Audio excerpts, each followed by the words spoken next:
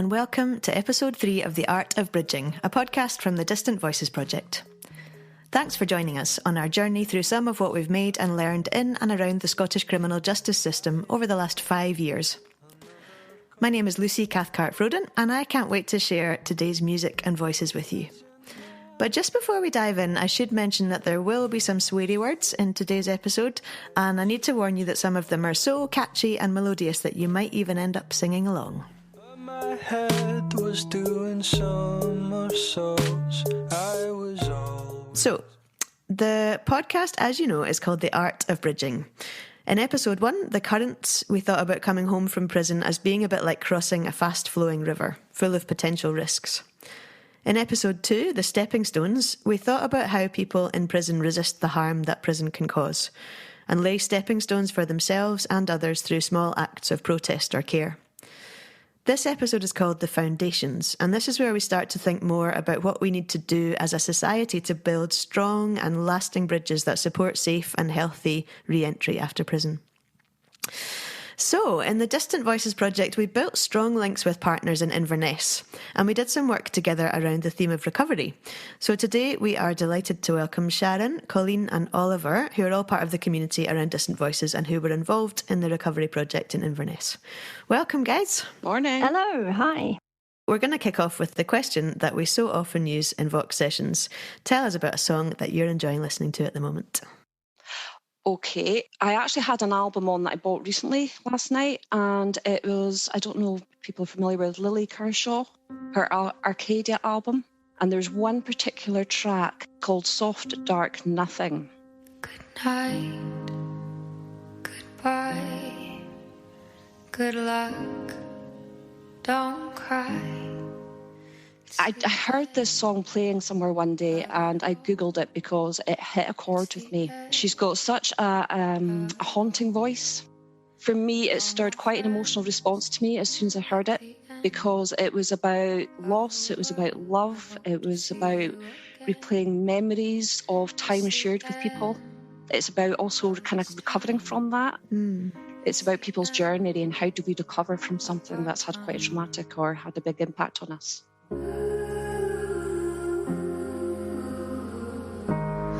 Oh, how little do we know. Great. Okay, Oliver, have you got a tune that you've been enjoying recently? This kind of part of the year when it starts to get dark and when deadlines are piling up and all of that, the thing that keeps me going is hip-hop. So I've been listening back to some Galician hip-hop. So Galicia is the place in Spain where I come from, and there are a few, there's an emerging hip-hop scene. So the band I'm listening to is called Dios que te criou. Amazing. And is there a particular track from them that you are into? Yeah, the one I've been listening on repeat is called Plus Ultra. They are worth a listen. They're critical and but also upbeat, positive, and all about bringing about social change. En España o gañan máis patriota Ese o que lle cae unha bagua cando escoita Un himno nacional que non ten puta letra Ese mesmo nota se o primeiro en Amazing. A bit of energy in the winter darkness. Colleen, how about you? So a song that's also a bit about a journey and got a bit of an energy to it is it's the end of the week. And so quite often on my Friday playlist, there's Friday I'm in Love from The Cure. Ah, classic.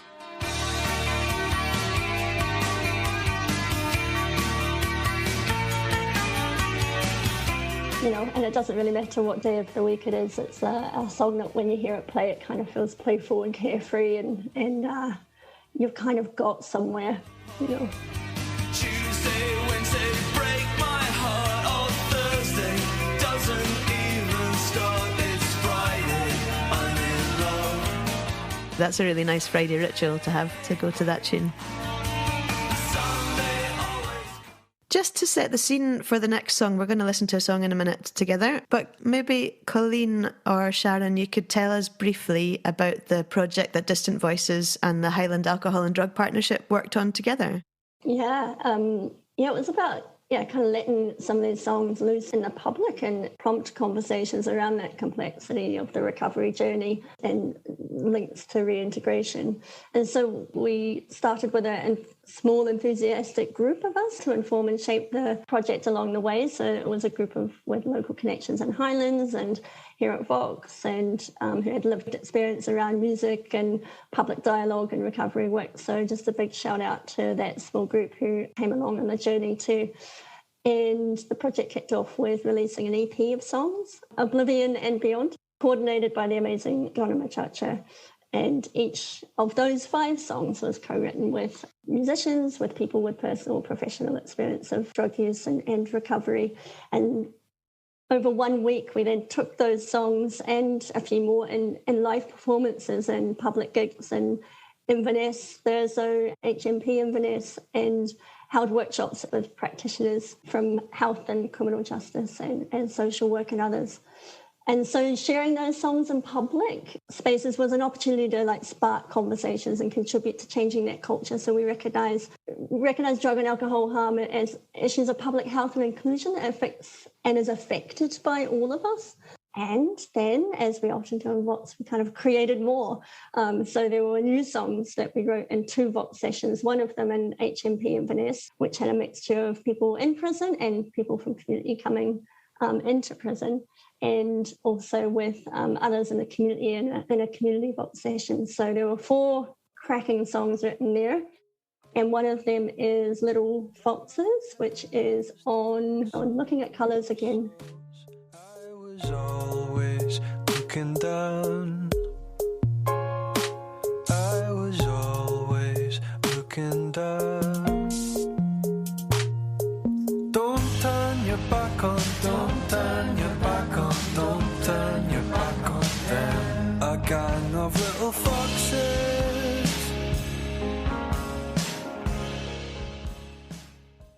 The reason that we wanted to support the project in Highland was because we wanted an opportunity to link recovery and make conversations happen in communities.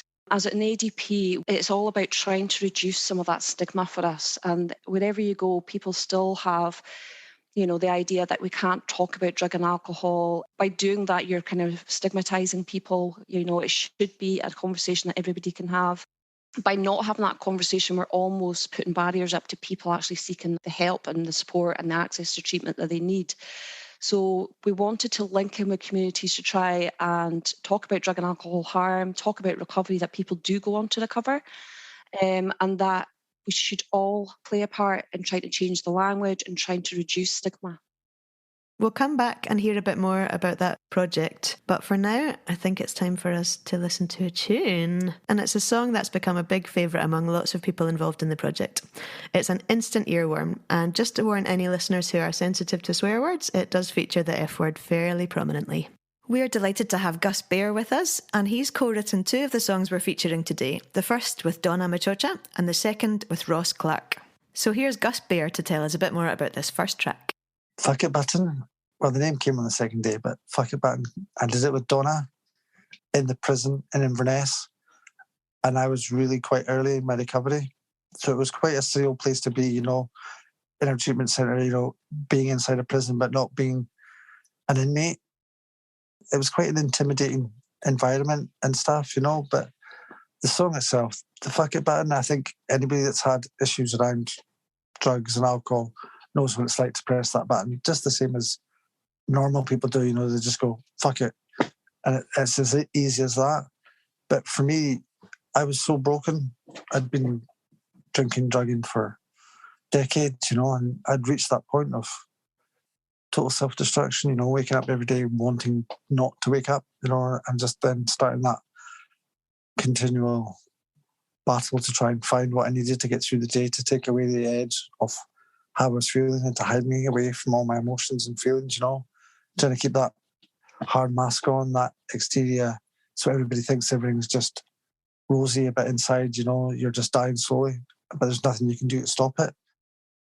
I talk a little bit during the song, about the places that it took me to, in the end with the bottle and whatever else, and the mask that you would put on to hide from who you are.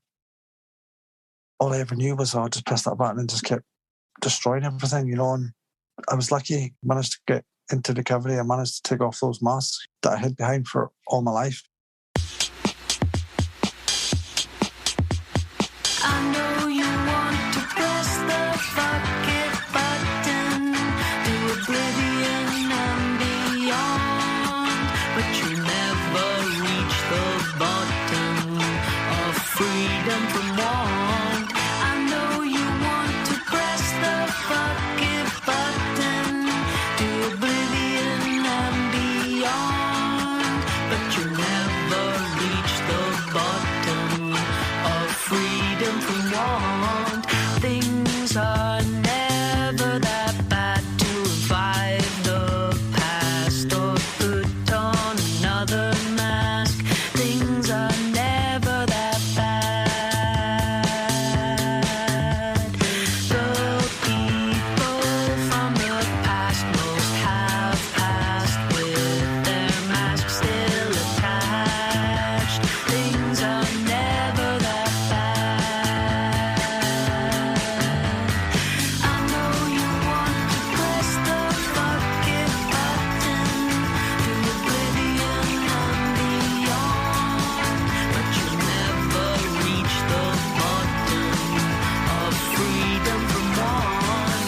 I know you want to press the fuck it button, to oblivion and beyond, but you never reach the bottom of freedom from want. Things are never that bad to revive the past or put on another mask.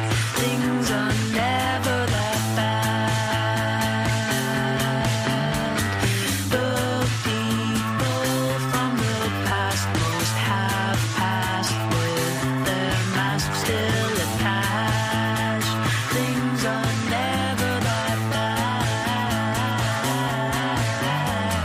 Killing you slowly with its own, killing you slowly. And when it's finished, it stands with you.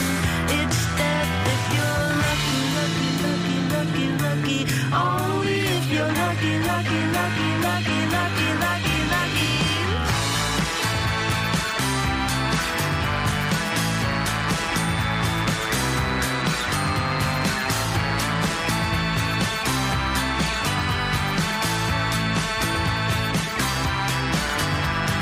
Head on a spin cycle, life's a bottle, sleeps under the pillow, jumps to the toilet, one-way glass, they can see in but you can't see out, always watching, people flipping doors slamming, no hurt, no cry, no emotion, knowing it's wrong but right, the compulsion, no matter how strong, knowing what it did, would I right the wrong, would I roll the dice twice, twice, have you ever broken the bone of something, have you ever broken the bone of something, start kind of screaming.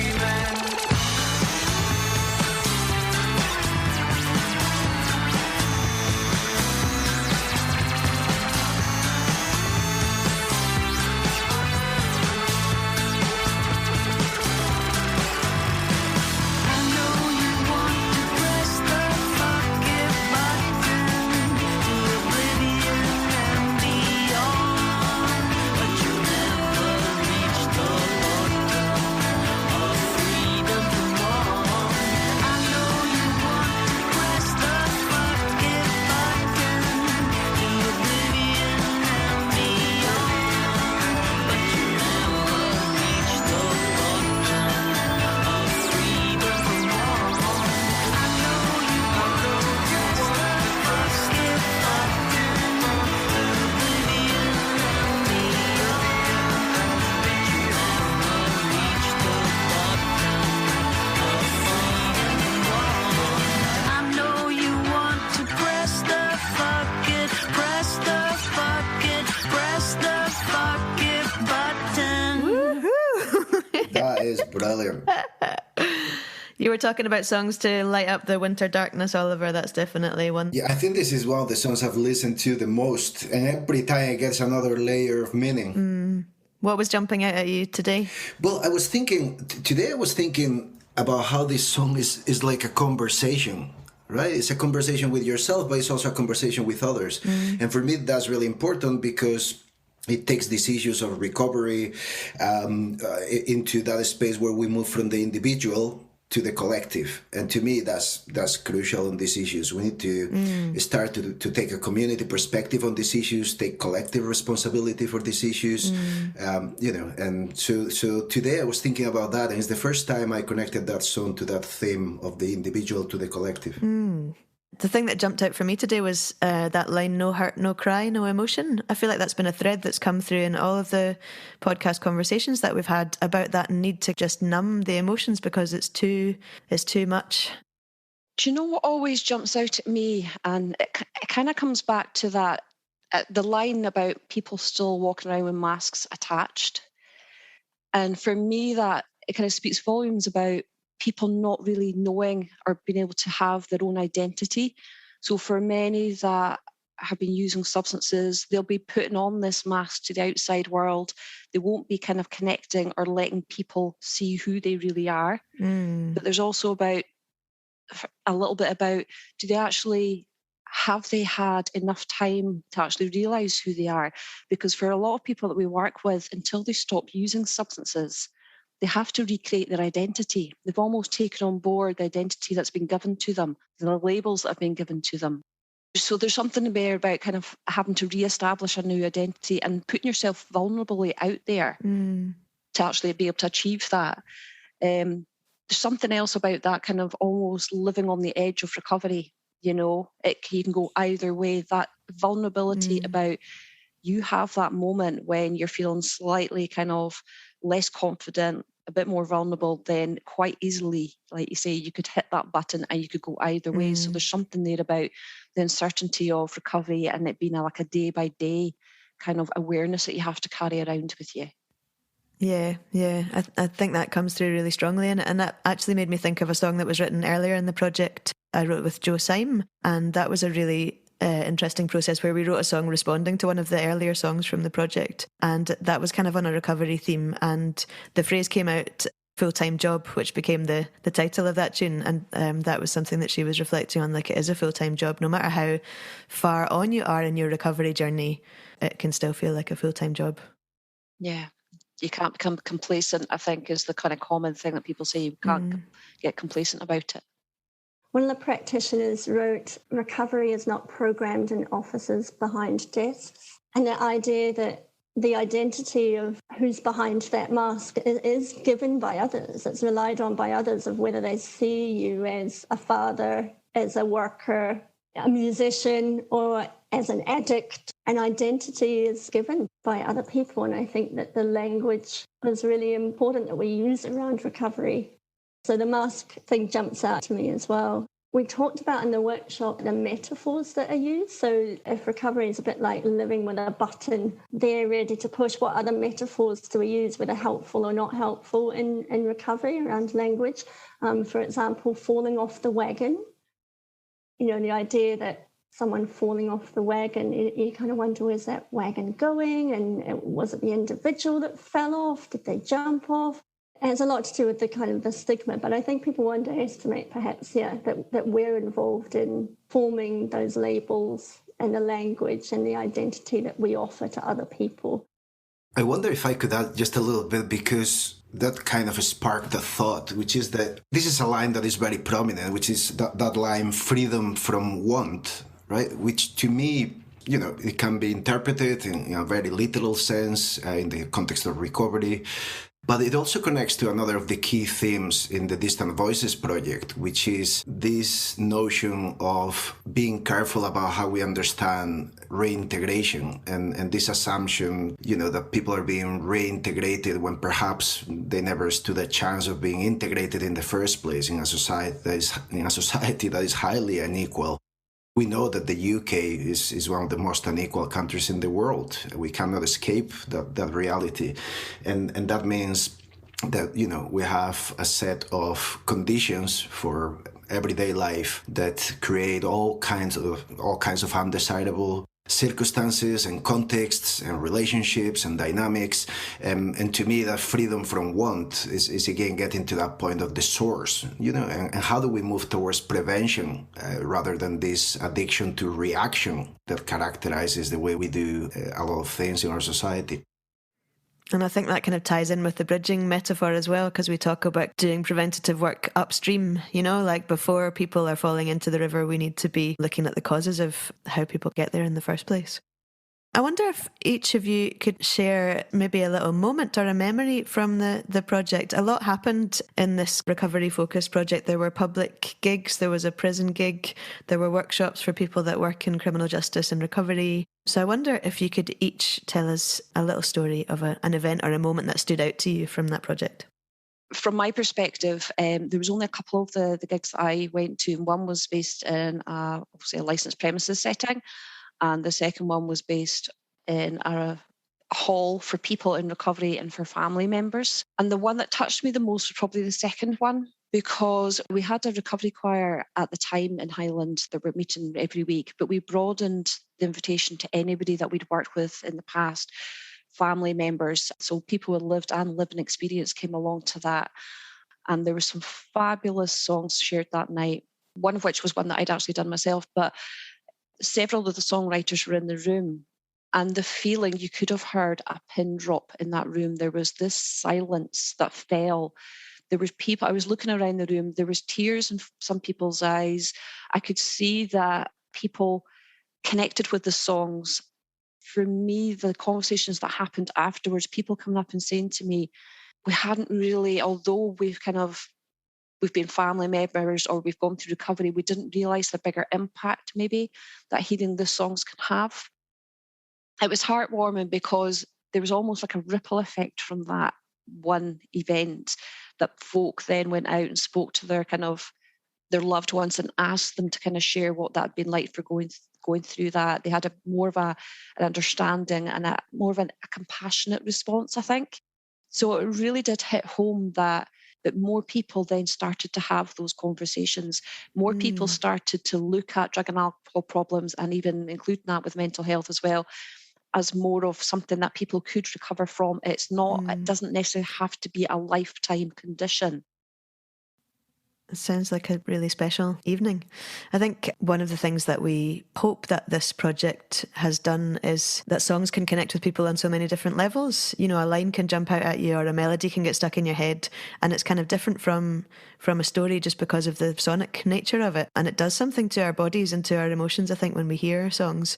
One of the things that's come out as part of the project is just trying to trouble some of the kind of black and white distinctions that we make between people. And when we come together and write songs, quite often there's been experiences where somebody who's maybe a prison officer or somebody who works in the system in some sense is connecting with a different part of themselves, and the person who is in prison or in recovery is also connecting with a different part of themselves. And there's a sense of you can become more than one identity through that creative process. And we certainly had the experience of writing with people who you would kind of think of as like part of the system, but who also had been affected by addiction and recovery and had kind of complex relationships to those themes. So that was a real sense that people could connect through the creative process, because you almost approach it with a different pair of glasses on.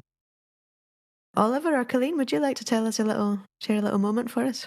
One that sticks in my mind is that we took these songs probably for the first time to spaces which people didn't expect to hear them, I guess. And so we're in a licensed premises in Thurso, and I remember Donna kind of just holding the room, and maybe about a third of people were listening and a third of people were half listening and a third were quite attentive. And one of these attentive people was a young guy who was clearly on his way to the bathroom but couldn't leave the room. So every time he was about like another song came to an end, and then Donna would start off again, and he was like, oh no, this sounds good, I'll stay in. So for about 3 songs he kind of stood in the doorway, not being able to leave. And we spoke afterwards, and he just said it was powerful to hear voices and experiences that he'd not heard in the public in that way before. And he had his own story of recovery, and talked about what was really important to him, his support worker that he found really important. He had reached out and formed a group on Facebook.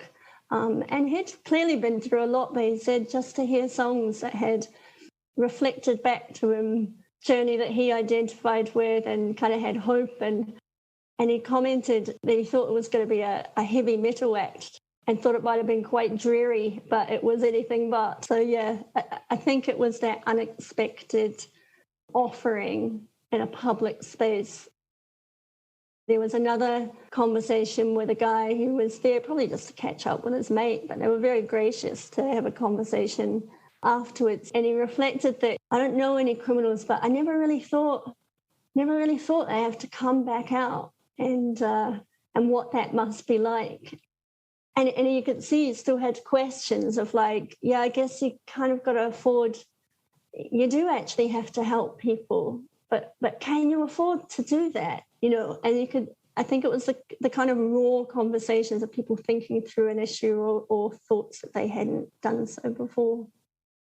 It's really interesting because the moment I want to talk about is also in one of the pubs. I can't remember. It was the one in Inverness. Hutananis. I can't pronounce it.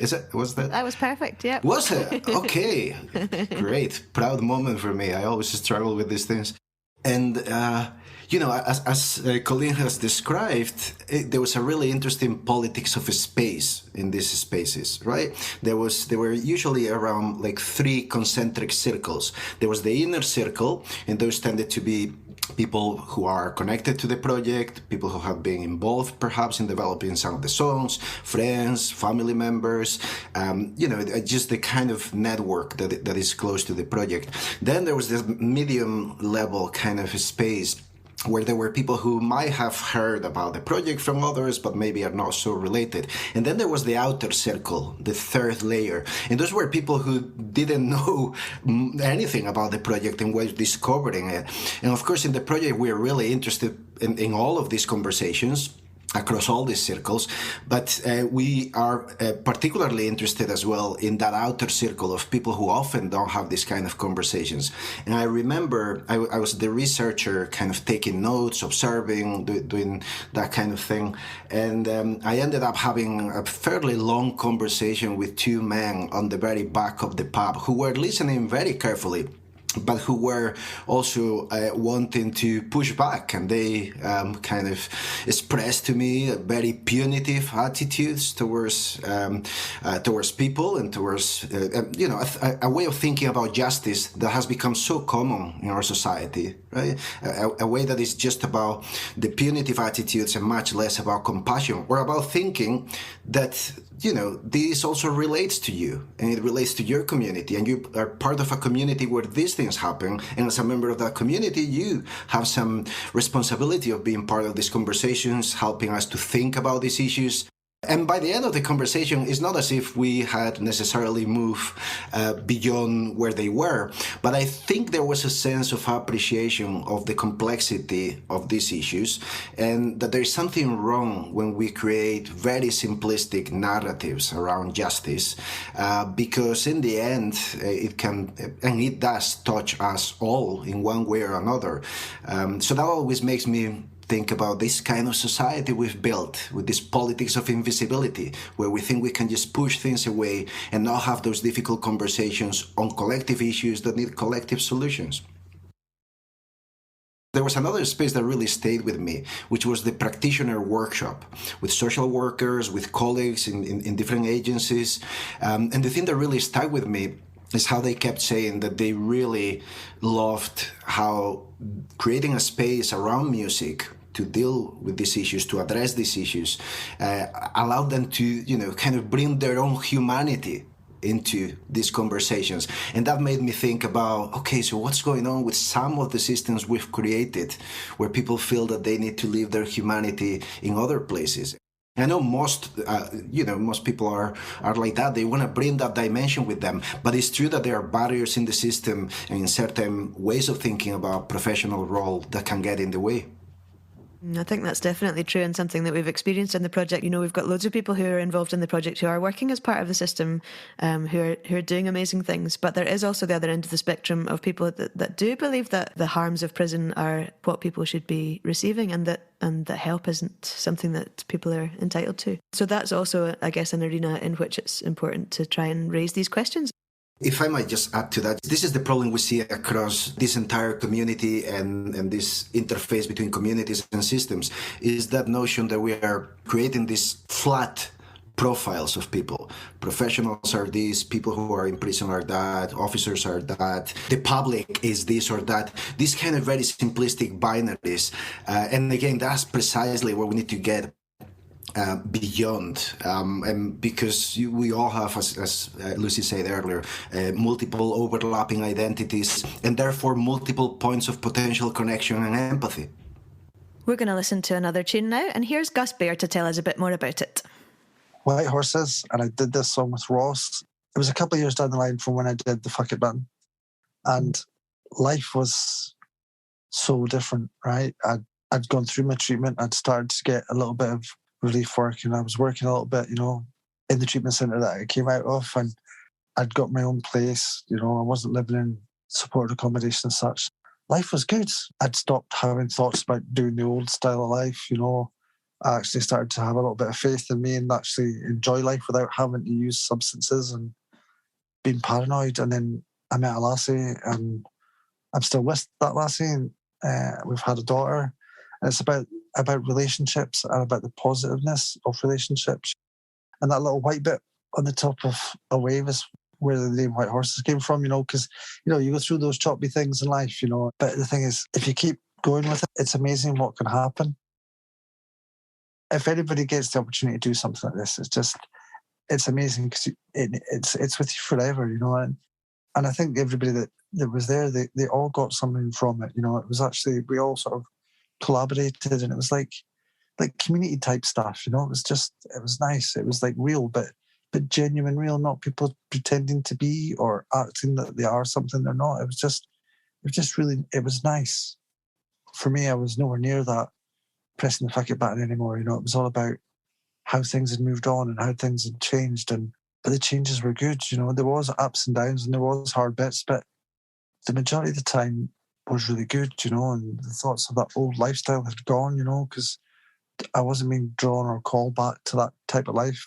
And I think I was a bit more open and a bit more, vulnerable. I think I actually showed a bit more of the inner me in that, whereas before, the fuck it button is what it is, you know. It's like, that's how dark it was and that's how horrible it was. And that was normal, you know, whereas White Horses is not like that. It's different. It's showing me that there's more to life than just what I used to think life was, you know, that barrier that I'd put on having a normal life, because I didn't think it was possible to have a normal life.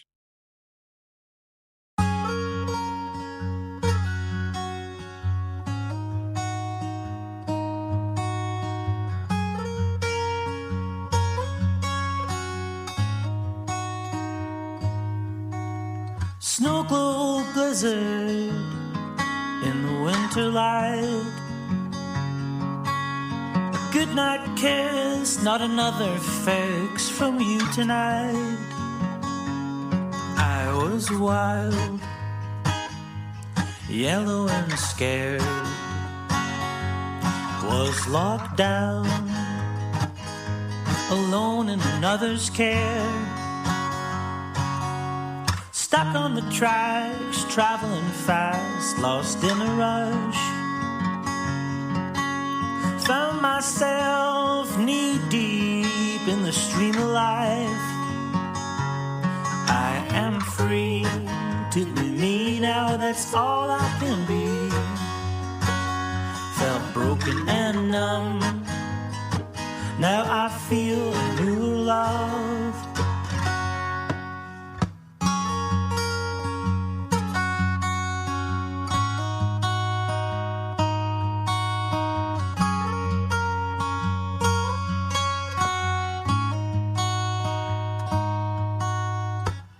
The struggle grown through the smallest crack.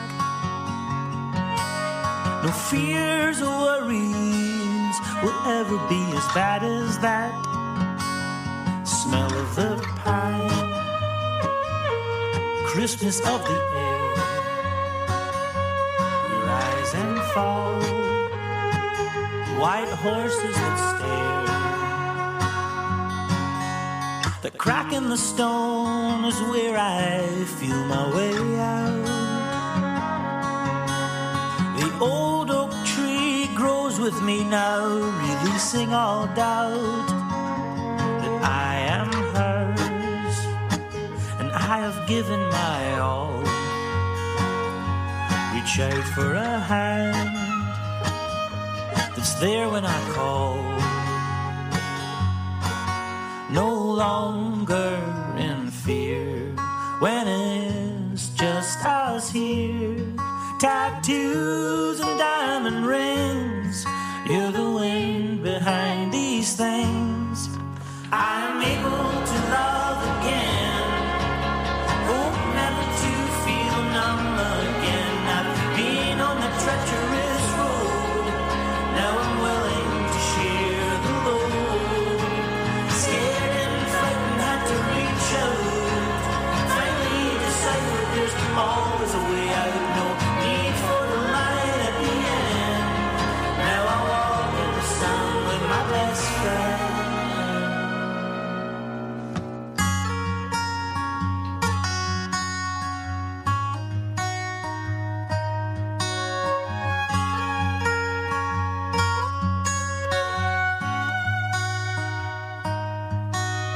Love that pierces, feels like wind through the trees.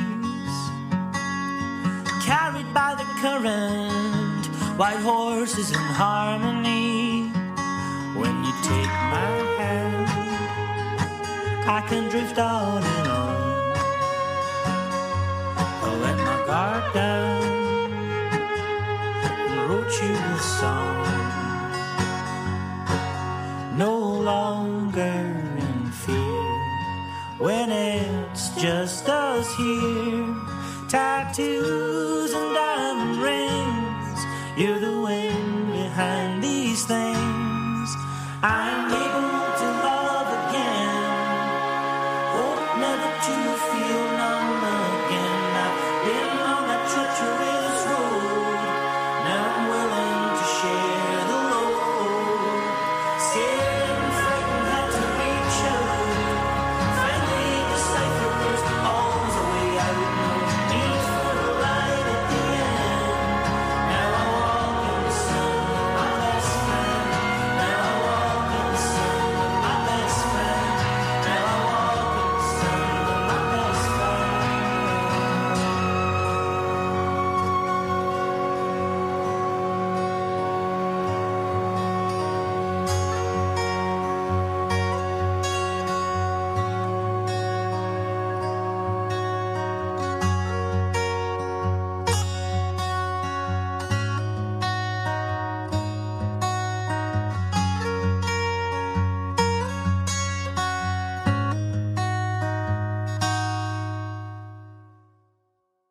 Wow, what a different place to go to that song is.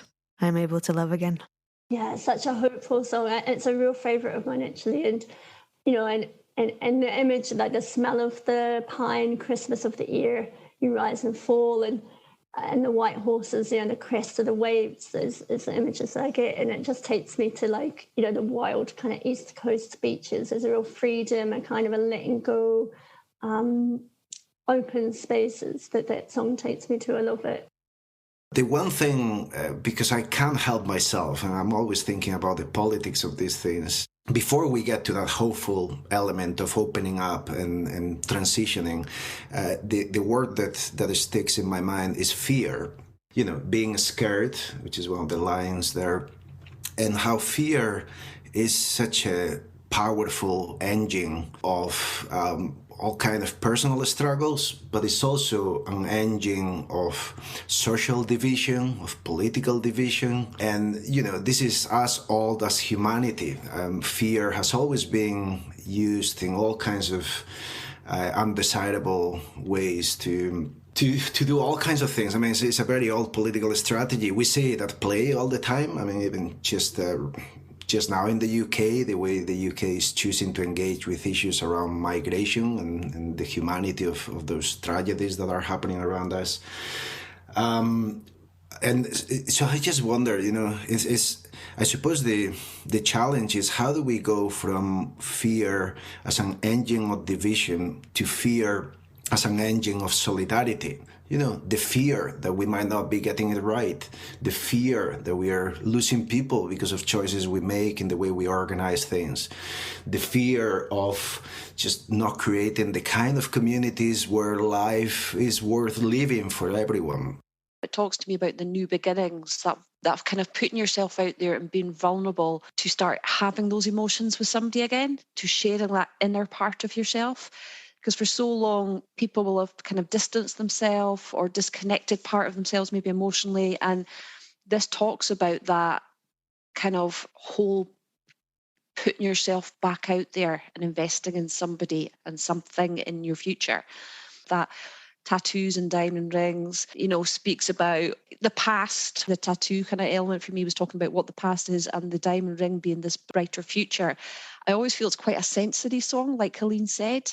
I remember somebody in recovery saying to me the first time that they looked up and they'd gone down this road going to this particular address many, many times. And the first time they looked up in their recovery and noticed that this road was covered in cherry trees full of blossom had a massive impact on somebody. They became environmental in their kind of in the zone at the moment and seeing world going on around them in all this vividness and all this colour and all this sense. And they said that was a moment in their recovery that they'll always remember. Thanks, Sharon. I think that's a really lovely note to land on. We've reached that time once again when we delve into the Distant Voices archive and pull out a track that's not been widely heard before.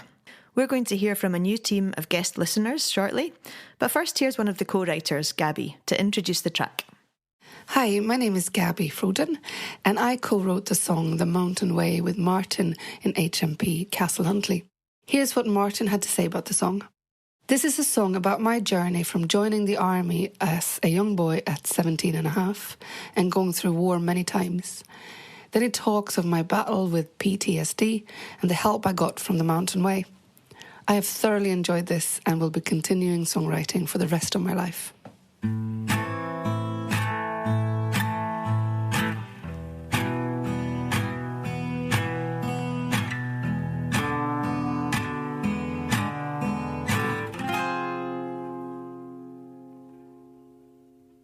Shave my head for the army, no more 50s quiffs for me. Saw a rainy Belfast beaten, I had just turned 18. Hot sun in a desert where the bones and stars fell, stood as a number with no name under black skies and broken shells. And up those hills, snow-covered, white, blue, grey, in between the rocks and the stones, I found the mountain way, followed by a shadow. Anywhere I go, so I throw my sunburned body in a field of snow. The silence that follows, the cold ice on my skin, 6,000 meters above the sea, I found my name again. And up those hills, snow-covered, white, blue, grey, in between the rocks and the stones, I found the mountain way. I'm on my way home. I'm on my way home. And up those hills, snow-covered, white, blue, grey, in between the rocks and the stones, I found the mountain way. Hello, my name is Jim. Hi, I'm Rachel Morley. Yeah, hi, my name's William. I just listened to the song Mountain Way by Martin and Gabi, and I loved it. Took me right back to the early 90s. I used to know a bouncer that had served some time in the British Army in Belfast. And the rainy Belfast beating put him back in my mind. He once told me a story of he beat a guy up on a bus just because the guy had annoyed him. It's the only time he lost his rag there, but it's something that still affected him many years later. So, good thing about music, sometimes it takes you to a time and place, and that certainly transported me back to listening to Davy, who I've not thought on in about 30 years. I really liked this song. The songwriter speaks of always being followed by a shadow on this journey, maybe the way the body keeps a score of the harm that's been done to it. But he seems to find a hard-won path on the mountain way to real silence and calm, some soothing of his body like snow on sunburn, and he says his stark and simple line, "I found my name again." I was wondering if that meant in that quiet he started to speak to himself, use his own name in a different way, with care or compassion perhaps, rather than haranguing himself with all sorts of other bad names. Or maybe it was because others on this journey spoke to him with real respect. He was a complete person to them, rather than a number. And this got me thinking about how important feelings of calm and peace and space can be, and how hard they can be to find, and how they can help us to relate to ourselves and each other differently, to call each other good names if you like, the names that remind us of the best of who we can be and bring us back to ourselves. The song opened up, simple acoustic guitar, very catchy tune, very beautifully played, and then you had a soft female voice doing the lyric. That threw me a wee bit because I was expecting it to be a male voice, but I think the softness of the female voice added to the reflective properties of the lyric. It reduced its intensity and made it a bit more mellow, and it worked brilliantly. I love songs of freedom like that, and so inspiring. And we all have to find our mountain way. I've found mine, whether it's not a mountain, but it's freedom from the past. The line which I liked was where it says, "Stood as a number with no name, under black skies and broken shells." Standing as a number with no name is something that prisoners go through all the time, having been there myself. It's a dehumanising thing, which is quite prevalent in the army, I would imagine. And the broken shells, it's that whole idea of humanity being broken, individuals seeing things that they shouldn't see, experiencing things they shouldn't experience, and coming back as broken people, the very essence of PTSD. That's a line that's going to stick with me for quite a wee bit of time today. And overall, great song, great lyric, good tune. It'll be a bit of an earworm for the rest of the day, I think. I like the line about being followed by a shadow, and I've let go of that shadow. Freedom from 25 years of heroin addiction and prison sentences and all that stuff, and it's so great to find the mountain way. Wonderful. As ever, there is so much more to say and so many more voices to hear from, but for today, we're out of time. I want to thank everyone who's spoken or sung for us. Sharon, Colleen, Oliver, Gus Bear, Donna, Ross, Gabi, William, Jim and Rachel. And to everyone out there who's listening. We're all part of the art of bridging, and the bridges we build need strong foundations in our communities to keep all of us safe and well. You might be wondering how Gus Bear is doing now, 4 years down the line from writing Fuck It Button. Well, he's working for the NHS, supporting others in recovery, and he's loving it. Let's give him the last word. I never ever thought that my life would become what it has, and all it was a journey, wasn't it? You know, that first step into that mental hospital, and then every step after that in the right direction led me to where I am today, you know. So, I mean, I still think about it sometimes, you know. What if, you know, could I go and have a little bit of this, a wee bit of that? Would it only be once? And I think, am I insane? Do you know what I mean? Look what I've got to lose now, you know. Whereas before, I wouldn't have had what I have today. the trade-off nowadays, there isn't a trade-off, because it would be like stepping in front of a moving car thinking you're not going to get hurt. You know, the consequences are just, it's not something that's in my life anymore. It's not part of who I am, it's who I was.